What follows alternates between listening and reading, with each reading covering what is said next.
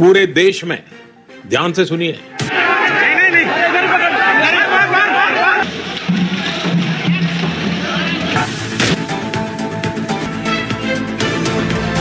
जी हां दोस्तों, बिल्कुल सही सुना आपने। कोरोना की दूसरी लहर ने देश में मचा दिया है कहर, क्योंकि देश भर में कोरोना के मरीजों की संख्या रोजाना नए रिकॉर्ड बना रही है। आज देश में पहली बार कोरोना से एक दिन में मरने वालों की संख्या 1500 के पार पहुंच गई है।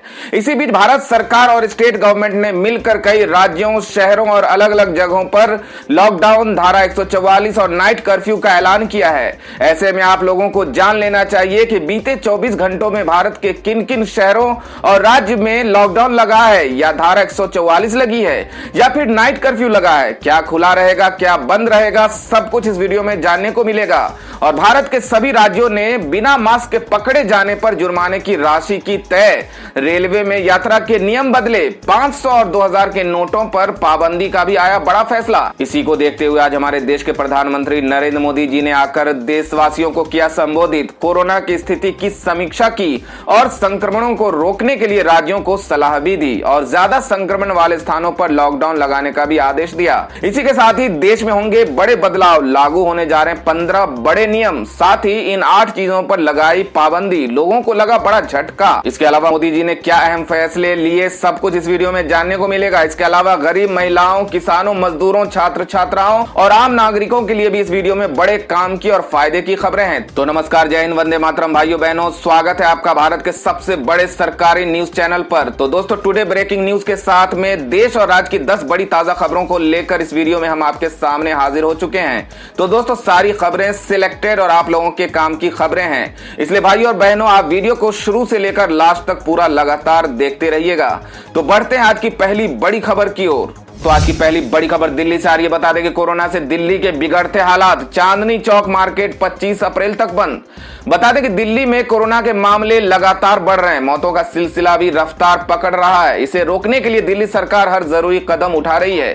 इसी क्रम में दिल्ली में मशहूर मार्केट चांदनी चौक बाजार को 25 अप्रैल तक के लिए बंद कर दिया गया है। चांदनी चौक मार्केट एसोसिएशन ने खुद इस बात का फैसला लिया है। आपको बता दें कि चांदनी चौक दिल्ली का सबसे व्यस्तम और भीड़ भाड़ वाला व्यापारिक क्षेत्र है, जहां रोजाना हजारों की तादाद में लोग आते हैं। क्योंकि इस समय शादी का माहौल है, तो ऐसे में लोगों की खरीदारी बढ़ी है।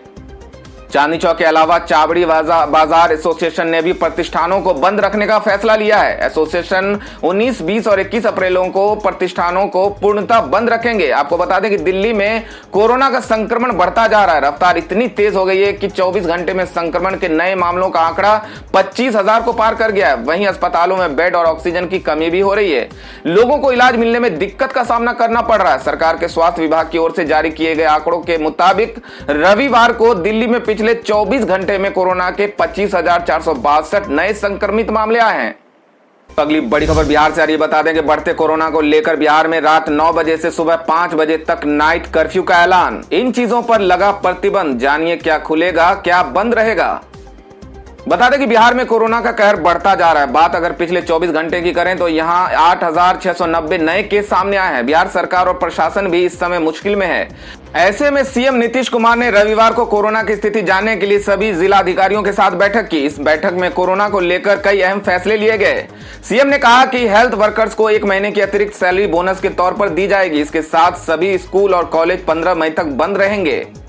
बिहार के सीएम नीतीश कुमार ने बताया कि स्कूल, कॉलेज, कोचिंग संस्थान एवं अन्य शैक्षणिक संस्थान 15 मई तक बंद रहेंगे। इस अवधि में राज्य सरकार के विश्वविद्यालयों द्वारा किसी भी तरह की परीक्षाएं नहीं ली जाएगी। सभी धार्मिक स्थल, cinema hall, mall, club, gym, park एवं उद्यान को 15 मई तक के लिए पूरी तरह से बंद कर दिया जाएगा। रात में प्रतिदिन 9 बजे से लेकर सुबह 5 बजे तक रात्रि कर्फ्यू लागू रहेगा। सभी दुकानें, प्रतिष्ठान, फल एवं सब्जी की दुकानें, मंडी, मांस, मछली की दुकानें 6 बजे बंद हो जाएंगी।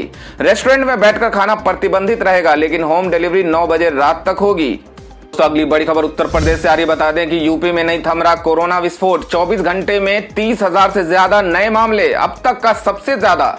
बता दें कि उत्तर प्रदेश में कोरोना वायरस संक्रमण के मामलों की संख्या कम होने का नाम नहीं ले रही है। बता दें कि रविवार को जारी आंकड़ों के मुताबिक पिछले 24 घंटों में राज्य में कोरोना वायरस के 30,000 से ज्यादा मामले रिपोर्ट किए गए हैं। राज्य में एक दिन में कोरोना वायरस के नए संक्रमण मिलने की यह सबसे ज्यादा संख्या है। पिछले 24 घंटे में राज्य में 30,596 नए कोरोना वायरस के मामले सामने आए। इसी के साथ ही कोविड संक्रमण के मामलों की संख्या बढ़कर 1,91,457 हो गई है। प्रदेश की राजधानी लखनऊ कोरोना वायरस का सबसे बड़ा हॉटस्पॉट बनकर उभरी है। लखनऊ में पिछले 24 घंटे में 5,551 कोरोना संक्रमण के नए मामले रिपोर्ट हुए हैं। राज्य में कोरोना वायरस के चलते पिछले 24 घंटे में 129 मरीजों की मौत हुई है। राज्य में कोविड-19 से मरने वालों की संख्या 9,830 पहुंच गई है। 129 में सबसे ज्यादा 22 मौतें लखनऊ में हुई है। इसके बाद प्रयागराज और वाराणसी में 10-10 लोगों की मौतें हुई है। दोस्तों, अगली बड़ी खबर में आपको बता दें कि सरकार की ओर से एक बड़ा फैसला आया है, जिसमें औद्योगिक कार्यों के लिए ऑक्सीजन की आपूर्ति पर पाबंदी, मरीजों की जान बचाने में आएगा काम। बता दें कि कोरोना के बढ़ते संक्रमण के चलते देश भर में हाहाकार मचा हुआ है। ऑक्सीजन की किल्लत के चलते मरीजों की जान जा रही है। इसे देखते हुए सरकार ने अस्पताल में ऑक्सीजन की कमी को दूर करने के लिए ऑक्सीजन की औद्योगिक आपूर्ति पर रोक लगा दी है। इस संबंध में केंद्र सरकार ने सभी राज्यों के मुख्य सचिवों को पत्र लिखा है और फौरन ऑक्सीजन के औद्योगिक आपूर्ति पर रोक लगाने को कहा है। यह निर्णय 22 अप्रैल से लागू हो जाएगा। सभी राज्यों को भेजे गए पत्र में केंद्रीय सचिव अजय भल्ला ने कहा है कि कोरोना के मामलों में तेजी से बढ़ोतरी और इसका कारण मेडिकल ऑक्सीजन की बढ़ती मांग के मद्देनजर केंद्र सरकार की तरफ से गठित उच्च अधिकारी प्राप्त एक समिति ने औद्योगिक इस्तेमाल के लिए ऑक्सीजन आपूर्ति की समीक्षा की, ताकि देश में मेडिकल ऑक्सीजन की मांग पूरी की जा सके और लोगों की जान बचाई जा सके। तो अगली बड़ी खबर निकल के आ रही है कि स्वास्थ्य मंत्रालय ने राज्यों को लिखा पत्र, कहा लॉकडाउन कर्फ्यू का वैक्सीनेशन पर न पड़े असर। बता दें कि कोरोना वायरस के मामलों की बढ़ती संख्या को रोकने के लिए कई राज्यों ने कर्फ्यू या आंशिक लॉकडाउन जैसे एहतियाती उपाय लागू किए हैं। इसके चलते सार्वजनिक आवाजाही को नियंत्रित किया गया है, लेकिन इसका असर कोरोना वायरस के खिलाफ चल रहे टीकाकरण अभियान पर न पड़े, इसे लेकर केंद्रीय स्वास्थ्य मंत्रालय ने सभी राज्यों और केंद्र शासित क्षेत्रों को पत्र लिखा है। पत्र में सभी राज्यों से यह सुनिश्चित करने को कहा गया है कि इन प्रतिबंधों का असर कोरोना वायरस वैक्सीनेशन पर न पड़े। राज्यों और केंद्र शासित क्षेत्रों को लिखे पत्र में राज्यों को सलाह दी गई है कि लॉकडाउन कर्फ्यू के चलते वैक्सीनेशन की सेवा प्रभावित नहीं होनी चाहिए और इस दौरान वैक्सीन लगवाने वाले लोगों की आवाजाही पर किसी तरह की रोक टोक नहीं होनी चाहिए। तो अगली बड़ी खबर निकल के आ रही है, कोरोना संकट में रेलवे ने कसी कमर, कहा मेडिकल ऑक्सीजन पहुंचाने के लिए हम पूरी तरह तैयार। बता दें कि कोरोना वायरस संकट में जहां प्रतिदिन 2 लाख से अधिक कोविड मरीज सामने आ रही है, वहीं दूसरी ओर मरीजों की मौत का आंकड़ा भी बढ़ता जा रहा है। कई राज्यों ने केंद्र सरकार से मेडिकल ऑक्सीजन, वैक्सीन और रेमडेसिविर दवा की आपूर्ति की गुहार लगाई है। कोरोना वायरस के खिलाफ जारी लड़ाई में अब भारतीय रेलवे ने भी कमर कस ली है। रविवार को रेल मंत्रालय ने जानकारी दी कि वो देश के कोने कोने में मेडिकल ऑक्सीजन की सप्लाई पहुंचाने के लिए पूरी तरह तैयार है। अस्पतालों में मेडिकल ऑक्सीजन की कमी के बीच रविवार को न्यूज एजेंसी ANI से बात करते हुए केंद्रीय रेल मंत्री पीयूष गोयल ने बताया कि मेडिकल ऑक्सीजन की कमी से जूझ रहे राज्यों में लिक्विड ऑक्सीजन पहुंचाने की दिशा में ऑक्सीजन एक्सप्रेस ट्रेनों के तेजी से आवागमन के लिए एक ग्रीन कॉरिडोर बनाया जा रहा है। इससे राज्यों तक सुचारू परिवहन की सुविधा मिलेगी। पीयूष गोयल ने बताया कि ट्रेनों से देश भर में लिक्विड मेडिकल ऑक्सीजन और ऑक्सीजन सिलेंडर डिलीवर किए जाएंगे। जल्द इन ट्रेनों को चलाया जाएगा। अगली बड़ी खबर दिल्ली से आ रही, बता दें कि दिल्ली में आगे बढ़ाया जा सकता है वीकेंड कर्फ्यू। कल उपराज्यपाल से मुलाकात करेंगे सीएम केजरीवाल। बता दें कि देश में कोरोना महामारी की दूसरी लहर काफी भयानक है, जहां रोजाना 2.5 लाख से ज्यादा मामले सामने आ रहे हैं। राजधानी दिल्ली भी इस बार बुरी तरह से प्रभावित है, जहां मरीजों की संख्या तेज रफ्तार से बढ़ रही है, जिस वजह से अस्पतालों में अब बेड की कमी हो रही है। साथ ही ऑक्सीजन और दवाइयों की किल्लत का भी सामना करना पड़ रहा है। मामले की गंभीरता को देखते हुए मुख्यमंत्री अरविंद केजरीवाल ने पूरे दिल्ली में वीकेंड कर्फ्यू लगाया था। अब उम्मीद जताई जा रही है कि इसे बढ़ाया जा सकता है। सूत्रों के मुताबिक सोमवार को सीएम अरविंद केजरीवाल उपराज्यपाल अनिल बैजल से मुलाकात करेंगे, जिसके बाद वीकेंड कर्फ्यू को आगे बढ़ाया जा सकता है। हालांकि सरकार की ओर से अभी इस बारे में कोई प्रतिक्रिया नहीं आई है। सीएम केजरीवाल ने अभी के लिए जो दिशा निर्देश जारी किए थे, उसके तहत सोमवार सुबह 7 बजे तक कर्फ्यू रहेगा। इसके बाद लोग पहले की तरह मूवमेंट कर पाएंगे। पिछले साल की तरह इस बार भी सरकार की कोशिश लोगों के इकट्ठा होने पर रोक लगाने की है। अगली बड़ी खबर महाराष्ट्र से आ रही है, बता दें कि कोरोना से बेहाल महाराष्ट्र, महामारी ने तोड़े सभी रिकॉर्ड। 24 घंटे में सबसे अधिक मौतें और 68,000 से ज्यादा केस। बता दें कि महाराष्ट्र में कोरोना वायरस के बढ़ते संक्रमण ने राज्य सरकार की चिंता को बढ़ा दिया है। महाराष्ट्र स्वास्थ्य विभाग द्वारा जारी आंकड़ों के मुताबिक पिछले 24 घंटे में यहां 68,631 नए मरीज सामने आए हैं, जबकि इस दौरान 503 लोगों की मौतें भी हुई है। आपको बता दें कि महामारी की शुरुआत से महाराष्ट्र में ये एक दिन में सामने आया सबसे अधिक मामला है। वहीं पहली बार राज्य में 500 से अधिक एक दिवसीय मौतें हुई है। नए संक्रमण के सभी रिकॉर्ड टूटने के बाद संभावना जताई जा रही है कि मुख्यमंत्री उद्धव ठाकरे प्रदेश में पूर्ण लॉकडाउन को लेकर बड़ा ऐलान कर सकते हैं। तो दोस्तों, देश में फैले कोरोना महामारी को रोकने के लिए हर राज्य में एक बार फिर से लॉकडाउन लगाना क्या उचित फैसला होगा? आप क्या सोचते हैं इस बारे में? हमें कमेंट करके जरूर बताएं। तो बढ़ते हैं अगली बड़ी खबर की ओर। दोस्तों, अगली बड़ी खबर तमिलनाडु से आ रही है। बता दें कि तमिलनाडु में रविवार को पूर्ण लॉकडाउन, 20 अप्रैल से नाइट कर्फ्यू लागू, 12वीं की परीक्षा भी रद्द। बता दें कि कोरोना के लगातार बढ़ते संक्रमण को देखते हुए तमिलनाडु सरकार ने बड़े फैसले लिए हैं। तमिलनाडु सरकार ने 12वीं की परीक्षाएं रद्द कर दी हैं। इसके अलावा प्रत्येक रविवार को पूर्ण लॉकडाउन लगाने और 20 अप्रैल से रात 10 बजे से सुबह 4 बजे तक नाइट कर्फ्यू का ऐलान किया गया है। राज्य में कोरोना के हालात की समीक्षा के लिए मुख्यमंत्री पलानीस्वामी की अध्यक्षता में हुई बैठक के बाद ये फैसला लिया गया है। दोस्तों, कोरोना महामारी को देखते हुए सरकारों द्वारा परीक्षाओं को रद्द करना क्या उचित फैसला है? आप क्या सोचते हैं इस बारे में? हमें कमेंट करके जरूर बताएं। तो बढ़ते हैं अगली बड़ी खबर की ओर। अगली बड़ी खबर में नीति आयोग के उपाध्यक्ष का एक बड़ा बयान सामने आया है। कहा कि कोरोना की दूसरी लहर से अर्थव्यवस्था को लग सकता है ज्यादा बड़ा झटका। बता दें कि कोरोना की दूसरी लहर लगातार खतरनाक होती जा रही है। भारत में इस समय कोरोना का रिकॉर्ड मामले सामने आ रहे हैं। इसी के मद्देनजर नीति आयोग के उपाध्यक्ष राजीव कुमार ने इकोनॉमी को लेकर चेतावनी दी है। राजीव कुमार के अनुसार कोरोना वायरस संक्रमण की दूसरी लहर के कारण देश को उपभोक्ता के साथ साथ निवेशक भावना के मामले में अधिक अनिश्चितता के लिए तैयार रहने की जरूरत है। साथ ही उन्होंने कहा कि सरकार जरूरत पड़ने पर राजकोषीय उपाय के साथ आगे आएगी। मालूम हो कि पिछले साल भी सरकार ने 21 लाख करोड़ रुपए के आत्मनिर्भर भारत राहत पैकेज का ऐलान किया था। नीति आयोग उपाध्यक्ष के अनुसार कोरोना वायरस संक्रमण के बढ़ते मामलों के कारण वर्तमान स्थिति पहले की तुलना में कहीं अधिक गंभीर हो गई है। हालांकि उन्होंने फिर भी उम्मीद की कि चालू वित्तीय वर्ष में देश की अर्थव्यवस्था 11% की दर से बढ़ेगी। भारत इस समय कोरोना के बढ़ते मामलों और इसके कारण होने वाली मौतों से जूझ रहा है। कोरोना के बढ़ते मामलों ने कई राज्य सरकारों को लोगों की आवाजाही और गतिविधियों पर प्रतिबंध लगाने पर मजबूर कर दिया है। दोस्तों, देश में एक बार फिर से लॉकडाउन और कर्फ्यू ने हमारे देश की आर्थिक स्थिति को एक बड़ा झटका दिया है। सरकार को और क्या उचित उपाय करने चाहिए इनसे उबरने के लिए? आप हमें कमेंट करके अपने राय, अपने सुझाव जरूर बताएं। तो बढ़ते हैं अगली बड़ी खबर की ओर। बड़ी खबर पश्चिम बंगाल चुनाव के हवाले से आ रही है। बता दें कि बंगाल के पूर्व गवर्नर गोपाल कृष्ण गांधी बोले, चुनावी रैलियों पर तत्काल रोक लगे।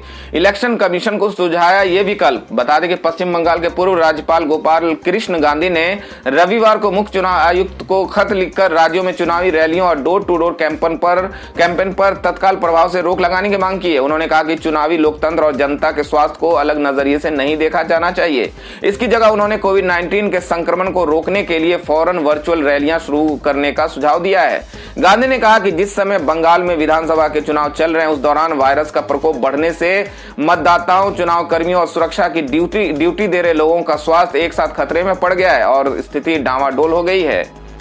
पूर्व राज्यपाल ने कहा कि चुनावी रैलियों की वजह से वायरस के खिलाफ लड़ाई में सोशल डिस्टेंसिंग पालन होने का कोई सवाल ही पैदा नहीं होता। बहुत ही कम उम्मीदवार और प्रचारक भी मास्क पहने नजर आ रहे हैं। उन्होंने कहा कि वे खुद को और उनके संपर्क में आने वालों को सच में बहुत ज्यादा जोखिम में डाल रहे हैं। गौरतलब है कि कुछ इन्हीं वजहों का हवाला देकर कांग्रेस नेता राहुल गांधी ने खुद को बंगाल में चुनावी रैलियों से पीछे कर लिया है।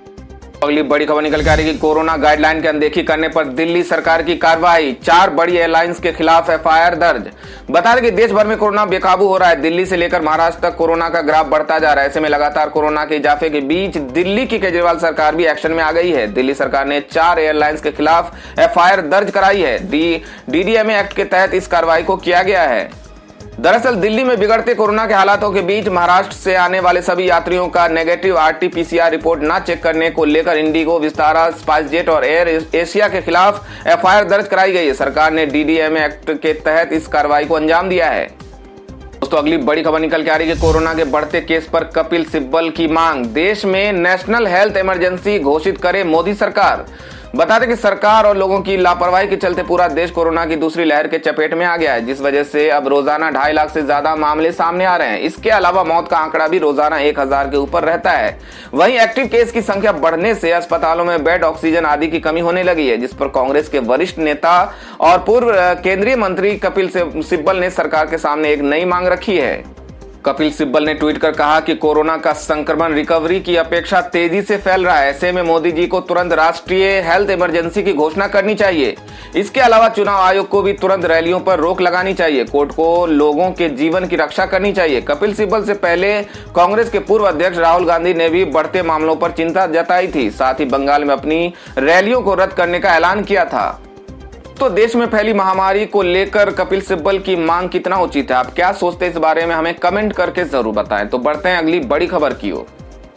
तो अगली बड़ी खबर में केंद्रीय स्वास्थ्य मंत्री डॉक्टर हर्षवर्धन का एक बड़ा बयान सामने आया। उन्होंने कहा कि रिकवरी के मुकाबले कोरोना से संक्रमित होने की दर काफी अधिक। बता दें कि केंद्रीय स्वास्थ्य मंत्री डॉक्टर हर्षवर्धन ने शनिवार को कहा कि कोरोना वायरस के दैनिक नए मामलों और दैनिक रूप से इस संक्रमण से ठीक होने वाले मरीजों की संख्या में भारी अंतर देखा जा रहा है। कोविड से ठीक होने वाले मरीजों की संख्या दैनिक रूप से इससे संक्रमित होने वाले मरीजों की संख्या से बेहद कम है। इससे यह पता चलता है कि कोरोना संक्रमण लगातार बढ़ रहा है और बहुत तेजी से फैल रहा है। उन्होंने कहा कि कोरोना के दैनिक सक्रिय मामलों में खतरनाक वृद्धि हुई है, जो वर्तमान में 16,79,000 है, जबकि इससे होने वाली मौतों की संख्या में 10.2% की वृद्धि देखने को मिली है। उन्होंने आगे कहा कि केंद्र सरकार कोरोना से बुरी तरह प्रभावित 6 राज्यों में 6,303 वॉलंटियर्स पहुंचाएगी। इन राज्यों में महाराष्ट्र, उत्तर प्रदेश, झारखंड, गुजरात, मध्य प्रदेश और छत्तीसगढ़ शामिल है। इससे पहले प्रधानमंत्री नरेंद्र मोदी ने कोरोना वायरस को लेकर तैयारियों के लिए एक समीक्षा बैठक की, जिसमें शामिल अधिकारियों ने बताया कि केंद्र सरकार 1 लाख ऑक्सीजन सिलेंडरों की खरीद कर रही है। जल्द इन सिलेंडरों की आपूर्ति विभिन्न राज्यों को की जाएगी। मीटिंग के दौरान पीएम मोदी ने सभी अधिकारियों को बेडों की कमी को पूरा करने और कोरोना की स्थिति से निपटने के लिए सभी जरूरी उपायों को करने के निर्देश दिए हैं।